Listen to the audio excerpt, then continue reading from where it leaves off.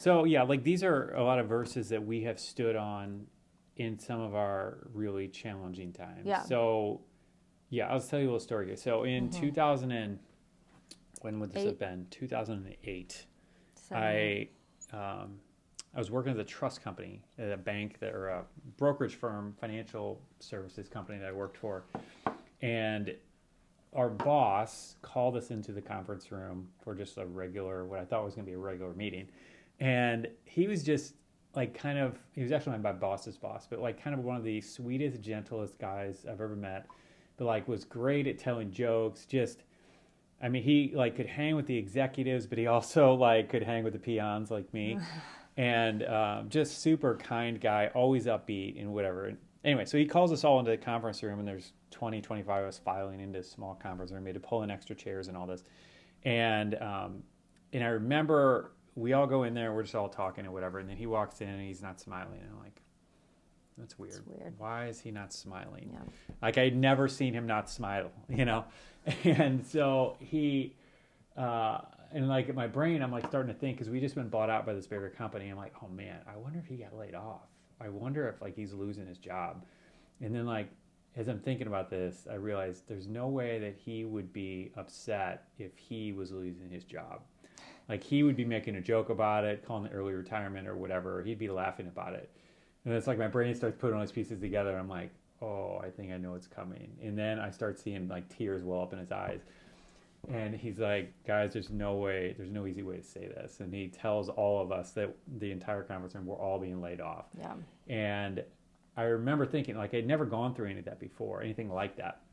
And I remember just feeling... Well, and we were young newlyweds. So yeah. It was like, if we would have lost our job, 2 years earlier, it would have been like, well, I'm living with my parents, so who cares, right? Yeah. Yeah. We were, at the beginning, we were not much money coming in anyway. And anyway, it was just really kind of scary, like, because I had never been through anything like this before. I didn't know what was going to happen. And... at that point, and we had kind of been standing on scriptures before, but like that's when it got real. It got real.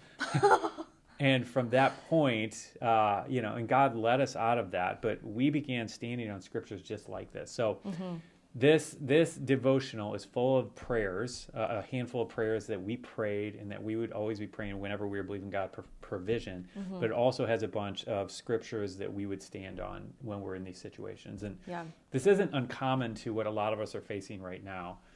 But I mean, every night we would be, before we'd go to bed, like we would read these scriptures. We had a little book that had a bunch of scriptures for finances, and I remember just getting that book out and just reading the list of those. Yeah. And we would just continue to read them, continue to speak them out over our lives. Yeah, just speaking the word. Like one of the things that has always blown my mind is that the very first use of language or words was by God. When he said, let there be light. It's to create. It was to create. It was not to communicate. Yeah. Like so many of us think that words are just for communication, but I think there is something that we can take from that. The fact that God used them first to create and to speak things into existence. And so there's power in us meditating on the word and continuing to speak the word and say it. Out, And so, and as we continue to do that for month after month after month, like we began to see massive changes in our situation. And at the time, like I had a fledgling blog that I was running that was making like $100 a month. And no joke. And anyway, and through this, as we're standing these scriptures, and this has been a common thread in our life that I've noticed over and over, but through this, God led us to basically, how do we say this? Like a really uncommon direction and approach.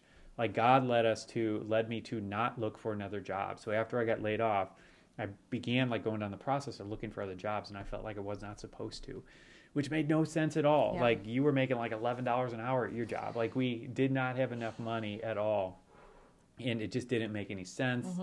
I didn't see any promise with this blog in terms of turning into any legitimate source of income. But yet that was what God kind of led us to. And so our miracle came through a kind of crazy step of faith that he led us to. And I feel like through our lives, that's been a common thread.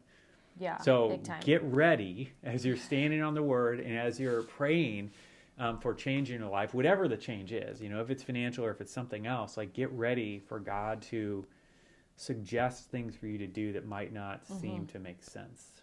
Because in our lives, at least, I feel like he does this all the time. Yeah. Our prayer always comes through some unexpected avenue and through some crazy obedience, right? Yeah, the answer to prayer, you mean? Yeah, the answer, yeah. Mm-hmm. No, definitely. I mean, I'm trying to think of some good examples we could give right now. But I mean, that was one. I mean, you've been wanting to run your own business, so you prayed, I want to run my own business. He gets this opportunity finally because he gets laid off. He feels like that's the direction he's supposed to go. And you got an incredible, too good to say no job offer. Yeah, and so he just said yes immediately, and then he had to call the guy back because he felt like the Lord was saying, that's not it. It's not it. And so, yeah, this has just been our thing over and over. Yeah. So anyway, so the other thing you can do here, so this is a YouVersion app, but we also have a PDF printable of this thing, like PDF you can print off that has all these verses on it. And that's just at seedtime.com/prayers. We'll have the link in the description. I will pull that up for you real quick. It's just a real simple form. Actually, I don't remember. Prayer. Let's see. There we go. Yeah, so it's just a real simple PDF. There you go. Yeah, it's got some of these verses in it and then some of these prayers. And so, yeah, you can just check that out, print it off, start reading these verses, meditate on them. Yeah, so another thing we were talking about today. Okay, so I just finished listening to this book called The Ruthless Elimination of Hurry, which is so good and I highly recommend it.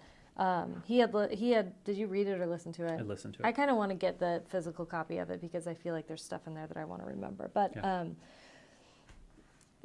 just a really good book. And he was talking about the practice of meditation, which in our culture now, it has become this like kind of new age term of like, oh, just meditate. And he said, don't think of it that way. Think about Psalm 1, where it says, where it tells us to meditate on the word.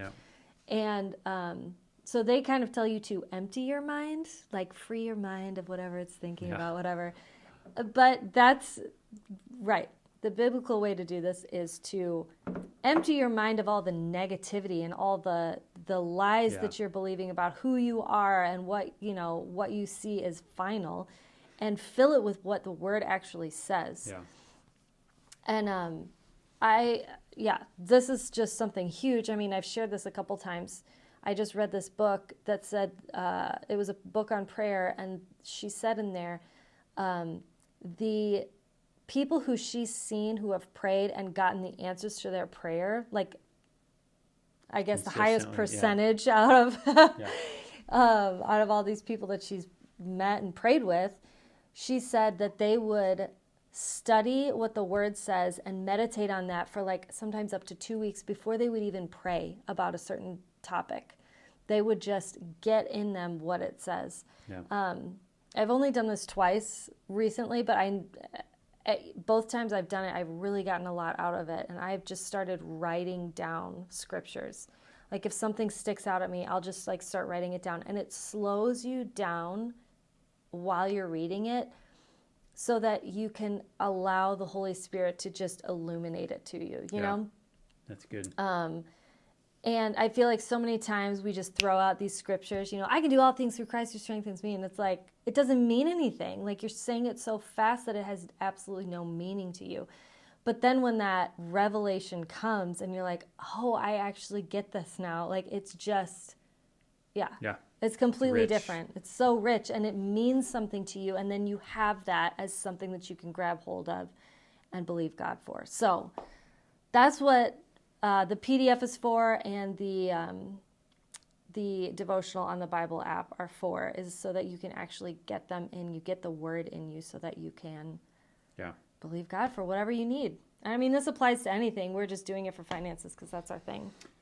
Yeah, and so get it yourself, download it, and And leave us a good rating if you like it. Yeah, on YouVersion, that's helpful. They have a rating system. So, pass it along to anybody who needs it. Share that link with them or whatever.